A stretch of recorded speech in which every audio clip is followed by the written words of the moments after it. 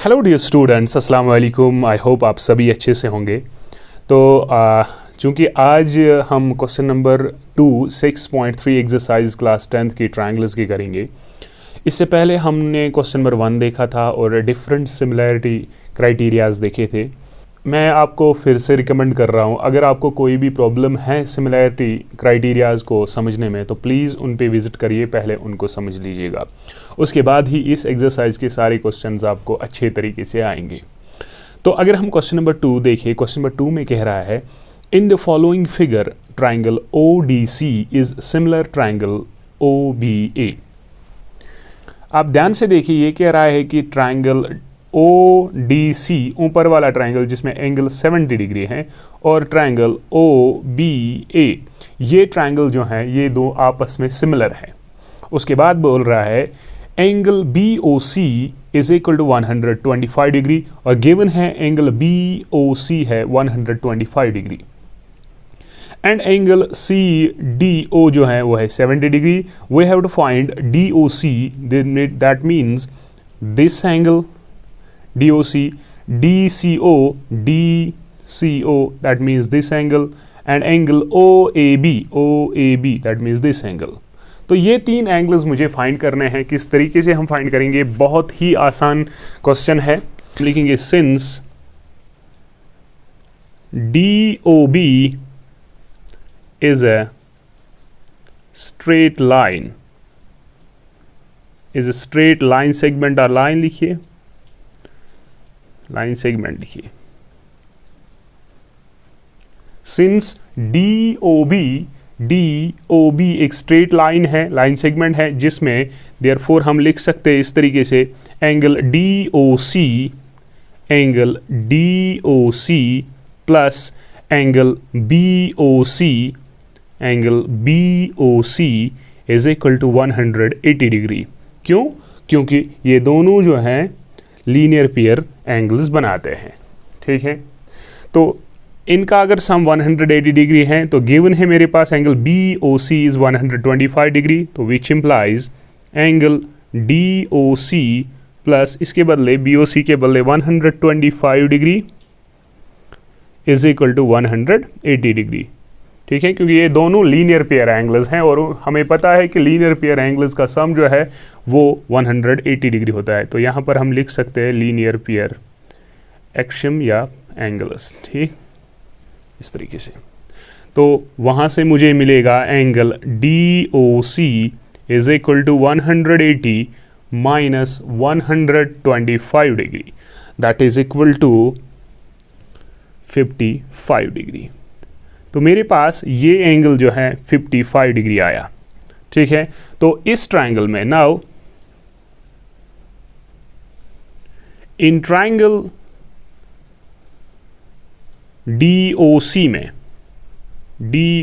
में जिसमें angle D plus angle C plus angle O जो है वो होगा 180 डिग्री को बराबर। क्यों? एंगल सम प्रॉपर्टी, क्योंकि we know that interior angles of a triangle, sum of interior angle, because we know that sum of interior angles of a triangle is equal to 180 degree. ठीक है, now substitute the given values। Angle D मेरे पास है 70 degree plus और angle C जो है मुझे निकालना है प्लस एंगल O जो है अभी 55 डिग्री निकला इज इक्वल टू 180 डिग्री। तो यहाँ से हमें निकलेगा angle C is equal to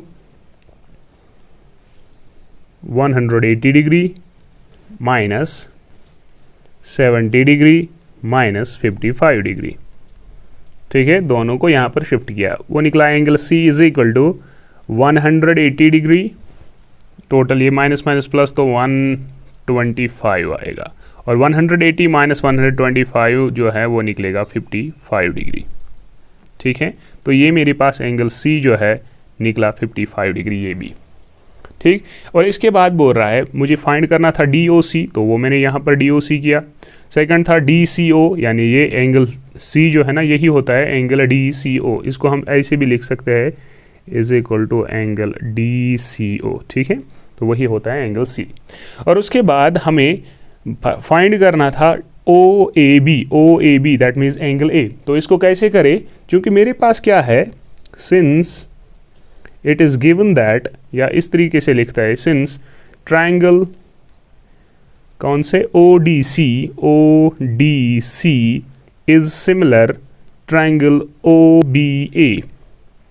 क्योंकि ये दो ट्रायंगल्स मेरे पास सिमिलर हैं, इट मींस इनके कारस्पॉन्डिंग एंगल्स जो है वो इक्वल होंगे, एंड सेकंड वन, इनके कारस्पॉन्डिंग साइड्स का रेशो जो है वो प्रोपोर्शनल होगा। लेकिन मुझे यहाँ पर एंगल्स की नीड है, तो यहाँ पर जो है देयरफॉर यहाँ पर एंगल O जो है वो बराबर होगा एंगल O को, यहाँ पर इस सिमिलैरिटी की वजह से ये एंगल इसको बराबर, इसी तरह एंगल D जो है ये बराबर होगा एंगल B को, एंड एंगल C जो है ये बराबर होगा एंगल A को।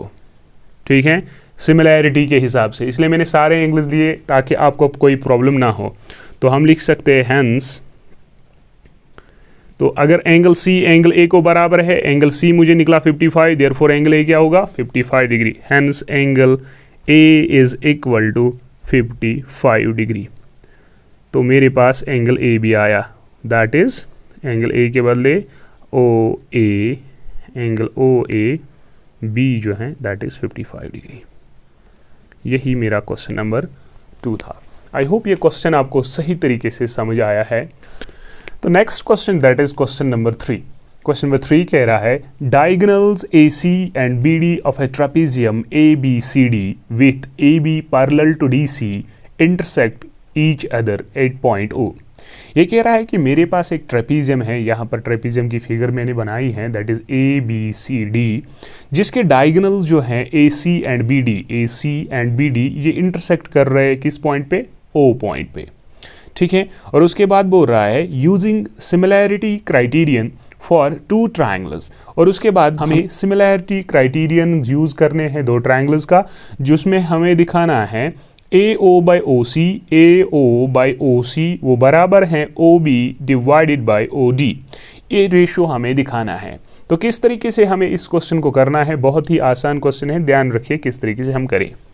ठीक है, तो इसका आंसर जो है वो किस तरीके से हम लिखिए, देखिए मैं लिखूंगा, क्योंकि यहाँ पर वही से गिवन है AB is parallel to DC, तो मैं लिखूँ यहाँ पर since AB is parallel to DC, AB parallel है DC को, and DB is the transversal, DB is the transversal,